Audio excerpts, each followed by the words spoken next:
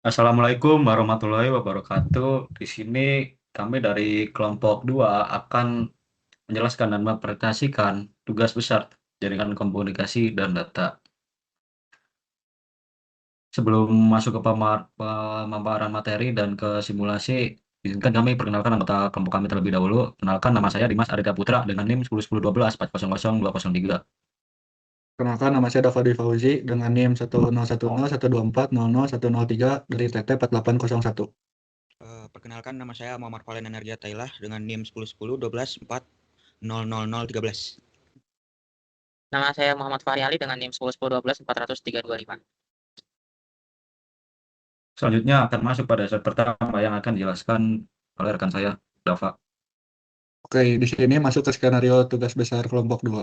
Sebuah perusahaan memiliki 4 divisi A, B, C, dan D yang berada di beberapa gedung dan membutuhkan jaringan yang saling terhubung.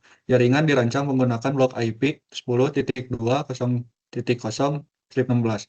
Metode VLSM untuk efisiensi alamat IP dan RIP v2 sebagai protokol routing. Router 1 melayani divisi A, B, dan C. Router 2 melayani divisi D. Sedangkan router 3 menjadi pusat jaringan yang terhubung ke server dan internet. Server menyediakan layanan DNS, HTTP, DHCP, dan email dengan kelompok2.com. Pengujian yang dilakukan dengan ping antar divisi, akses website kelompok2.com, DNS resolution, pemeriksaan routing table, dan DHCP dan email. Yang diharapkan seluruh divisi dapat berkomunikasi, website dapat diakses, routing berjalan dengan baik, dan layanan server berfungsi dengan normal. Kemudian, perhitungan subnet dengan metode VLSM. VLSM atau Variable Length Subnet Masking adalah metode pembagian alamat IP yang mengalokasikan ukuran subnet berbeda-beda sesuai kebutuhan nyata tiap segmen jaringan. Ini lebih efisien dibandingkan metode FLSM yang memberi semua subnet ukuran sama. Mengapa blok 10.2.00/16? Blok IP ditentukan berdasarkan nomor kelompok. Kelompok 2 mendapatkan blok 10.2.0.0/16 yang menyediakan 65.534 alamat host yang sangat lebih dari cukup untuk seluruh kebutuhan jaringan perusahaan ini. Mengapa diurutkan dari kebutuhan host terbesar? Aturan utama VLSM alokasikan subnet dengan kebutuhan host terbesar terlebih dahulu. Alasannya, subnet besar butuh blok yang sejajar di bit boundary yang tepat. Jika dialokasikan belakangan, kemungkinan tidak ada blok yang cukup sejajar. Mencegah fragmentasi, subnet kecil bisa mengisi sisa ruang yang tersisa setelah subnet besar teralokasi.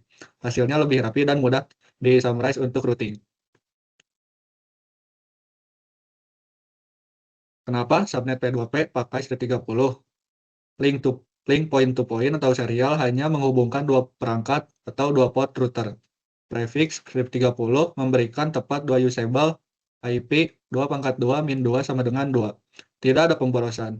Menggunakan strip 29 atau lebih besar akan membuang alamat IP yang tidak perlu. Kenapa server pakai strip 29 bukan strip 30? Server subnet berisi satu server plus satu gateway router sama dengan dua device aktif. Namun strip 29 memberi 6 usable IP untuk ruang ekspansi jika server bertambah. Strip 30 juga valid, tapi strip 29 lebih umum untuk subnet server kecil. Selanjutnya, masuk ke topologi jaringan. Topologi ini menggambarkan jaringan perusahaan yang terdiri dari 3 gedung dan 4 divisi yang saling terhubung menggunakan router dan switch. Gedung 1 berisi divisi A, B, dan C yang terhubung ke router 1 melalui switch masing-masing. Gedung 2 berisi divisi D yang terhubung ke router 2. Gedung 3 menjadi pusat jaringan yang berisi server dan router 3 sebagai core router. Router router 1 dan router 2 terhubung ke router 3 menggunakan koneksi serial atau point-to-point. Router 3 juga terhubung ke router internet untuk menyediakan akses ke jaringan luar. Komunikasi antar divisi dilakukan melalui proses routing antar router, sedangkan layanan seperti DNS, HTTP, DHCP, dan email disediakan oleh server yang berada di gedung 3. Dengan konfigurasi ini, seluruh perangkat pada divisi A, B, C, dan D dapat saling berkomunikasi serta mengakses layanan server dan internet.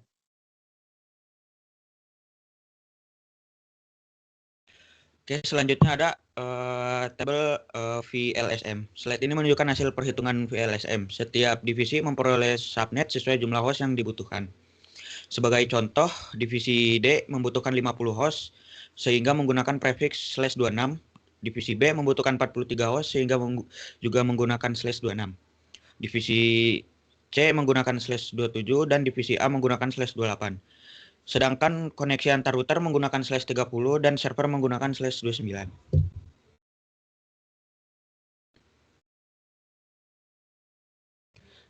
Konfigurasi IP, konfigurasi router via CLI paket tracer. Setiap interface router diberikan IP pertama dari usable range subnet yang dilayaninya. IP ini menjadi default gateway untuk perangkat di subnet tersebut. Konfigurasi PC dan server. PC dikonfigurasi lewat tab config plus Ethernet 0 di paket tracer, atau bisa via DHCP jika sudah dikonfigurasi. Prinsipnya, IP diambil dari usable range subnet masing-masing gateway sama dengan IP router yang melayani subnet itu. Router gedung 1. Router 1 melayani 3 divisi ABC sehingga punya 3 interface LAN. Tambah 1 interface serial ke router 3. Tiap interface diberi IP pertama dari masing-masing subnet /28, /26, dan /27. Karena IP pertama dijadikan gateway oleh semua PC divisi itu.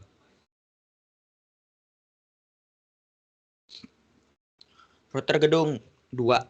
Router 2 hanya melayani divisi D sehingga satu interface LAN ditambah satu serial ke router 3. Divisi D menggunakan subnet /26 atau IP 10.2.0.0. Gateway-nya 10.2.0.1.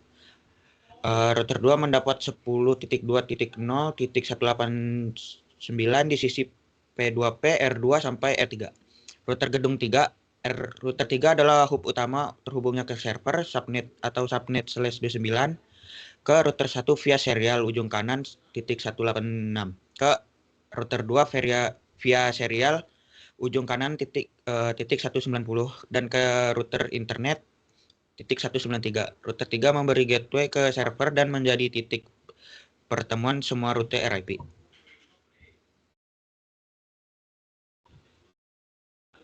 Konfigurasi routing atau RIP v2. RIP v2 Routing Information Protocol version 2 dipilih sebagai protokol dynamic routing karena mudah dikonfigurasi dan mendukung VLSM. Setiap router mengumumkan subnet yang langsung terhubung ke interface-nya. Prinsip kenapa network ini yang dimasukkan. Perintah network pada RIP v2 memberitahu router semua interface yang IP-nya berada dalam range network ini akan ikut dalam proses RIP. Artinya hanya masukkan network yang langsung terhubung ke router bersangkutan. Jangan masukkan network milik router lain. Router tetangga akan mengumumkannya sendiri lewat RIP update. Nah, auto summary wajib digunakan agar RIP v2 tidak merangkum subnet menjadi classful atau yang akan merusak VLSM. RIP v2 router gedung 1. RIP terhubung langsung ke subnet divisi A atau dengan IP 10.2.0.160/28. Subnet divisi B dengan IP 10.2.0.64/26. Subnet divisi C dengan IP 10.2.0.128/27 dan link P2P ke router 3 dengan IP 10.2.0.184/30. Keempat subnet inilah yang dimasukkan ke perintah network. Default route diarahkan ke router 3 agar semua traffic ke luar gedung bisa diteruskan. RIP v2 router gedung 2. R2 hanya terhubung ke subnet divisi D dan link P2P router 2 router 3. Dua network inilah yang dimasukkan. Default route diarahkan ke router 3 via next hop 10.2.0.190. RIP v2 router gedung 3. R3 adalah pusat jaringan yang terhubung ke subnet server, link P2P ke R1, link P2P ke R2, dan link router internet. Semua 4 subnet ini dimasukkan R3 juga mengatur default route ke router internet. Static route router internet. Router internet tidak menjalankan RIP, ia hanya perlu tahu cara mencapai seluruh jaringan internal lewat router 3. Satu static route sudah cukup karena semua subnet internal ada dalam /16 yang sama.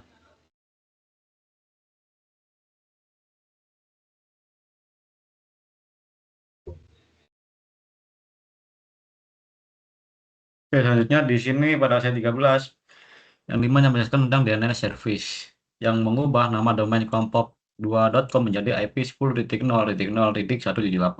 Semua PC harus dikonfigurasi DNS server sama dengan 10.2.0.178 agar bisa mengakses web via nama domain, dan HTTP service di sini untuk memungkinkan PC membuka halaman web via browser menggunakan nama domain file.index.html yang diubah sesuai identitas kelompok. Lalu DHCP service di sini yaitu untuk memungkinkan PC mendapatkan IP otomatis tanpa konfigurasi manual server. Jadi DHCP server untuk semua divisi dengan pathway berbeda sesuai subnet masing-masing.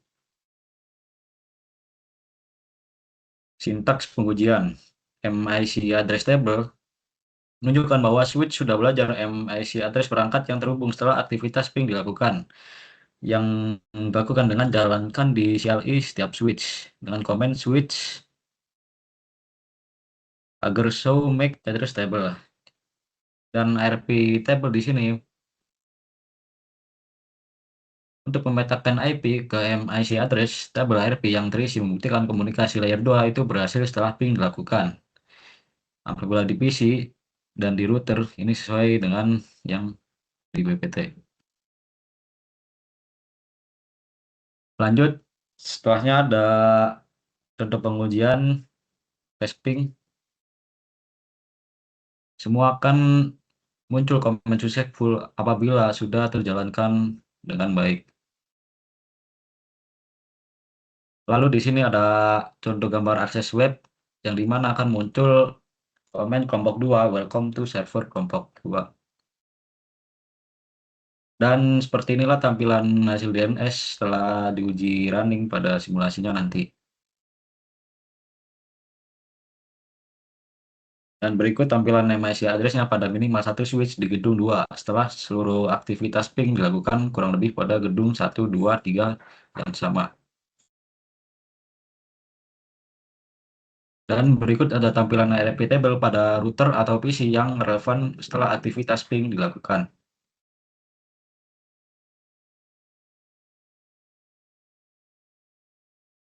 Nah, di sini ada tampilan proses DNS dan HTTP pada simulator mode paket tracer. Di sini akan keluar list device gedung 1, 2, 3 dan switch dari gedung 1, 2, 3 di switch 2 dan 4. Ini ada tampilan visi otomatis dari DHCP server jika DHCP dikonfigurasi.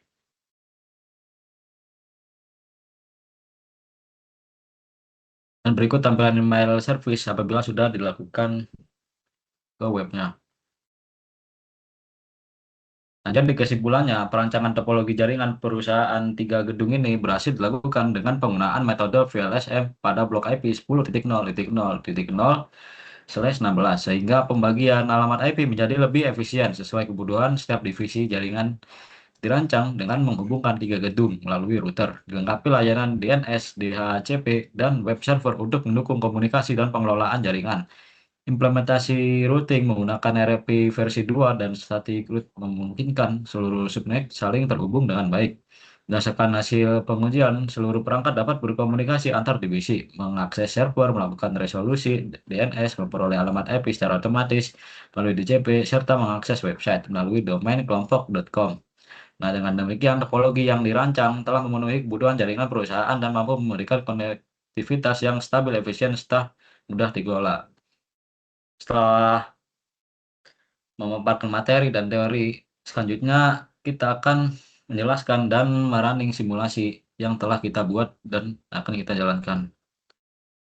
Baik, lalu kita uji coba dari menghubungkan antar PC. Coba lalu kita uji coba nih dari ping dari PC A1 ke PC B1 atau gedung B.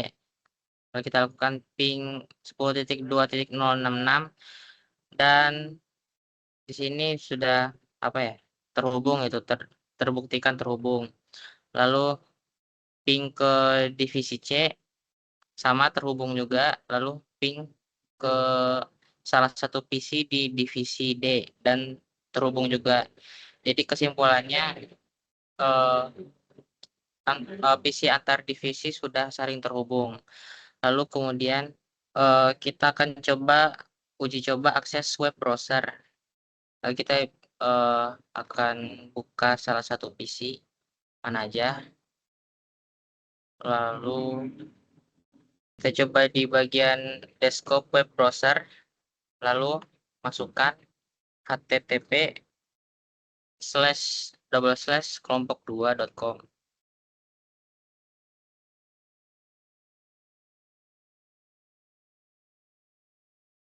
Nah, di sini tampilannya udah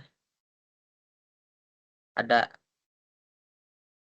kelompok 2, welcome to web server kelompok 2. Lalu selanjutnya kita akan melakukan testing DNS resolution. Kita melakukan ping domain. Jadi bukan IP PC, namun ping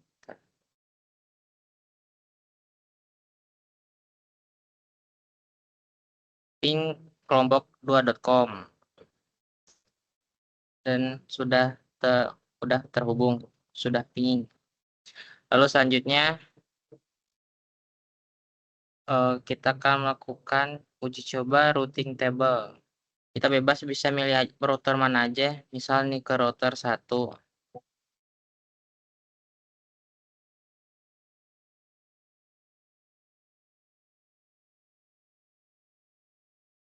Nah, di sini udah muncul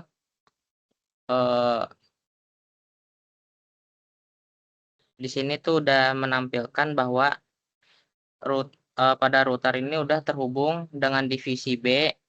Lalu yang untuk bagian 10.2.0.128 itu untuk divisi C, lalu di bawahnya terhubung untuk divisi A. Lalu nah yang di bawahnya ini titik 10.2.0.190 ini untuk divisi D dari router 2. Lalu yang di bawahnya untuk server dari router 3. Lalu bagian 0.0.0/0 ini, nah ini menunjukkan default route. Lalu selanjutnya kita langsung buka switch. Nah, di sini udah masuk dari codingan show MAC address table. Nah, di sini udah menampilkan MAC address table-nya. Jadi ini menunjukkan bahwa switch sudah belajar MAC address perangkat yang terhubung setelah aktivitas ping dilakukan.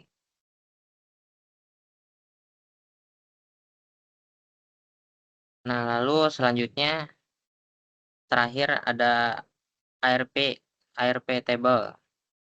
Nah, itu jadi kita buka lagi salah satu PC.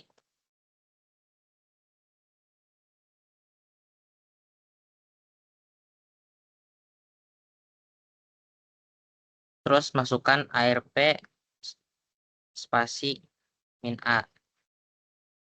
Nah, di sini udah terlihat bahwa muncul IP address, MAC address, dan tipe dynamic atau ARPA interface-nya. Ya, terima kasih. Saya akhiri dari kelompok 2. Wassalamualaikum warahmatullahi wabarakatuh. Waalaikumsalam.